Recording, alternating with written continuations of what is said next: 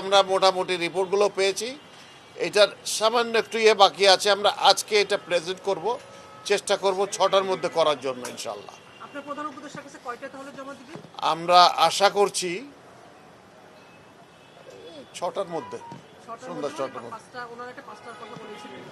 6টার মধ্যে আশা করছি আমরা। হয়তো 5টা তো থাকে, কিছু প্রিলিমিনারি কাজ থাকে, সেই জন্য হয়তো 6টার মধ্যে হয়ে যাবে আর কি ইনশাল্লাহ। প্রাথমিক প্রতিবেদন আপনাদের প্রস্তুত আছে? প্রস্তুত, একটু বাকি আছে এখন, সেটা একটু ফাইনাল করবো এখন। স্যার, ওই যে জিনিসগুলো আমাদের সক্ষমতা নেই টেস্ট করার, যেগুলো বাইরে পাঠানোর কথা, ওগুলো কি আপনারা ঠিকঠাক? ওটা কিছু তালিকা তৈরি করা হয়েছে, স্যাম্পল কালেক্ট করা হয়েছে, যেগুলো আজকেও কালেক্ট করা হয়েছে।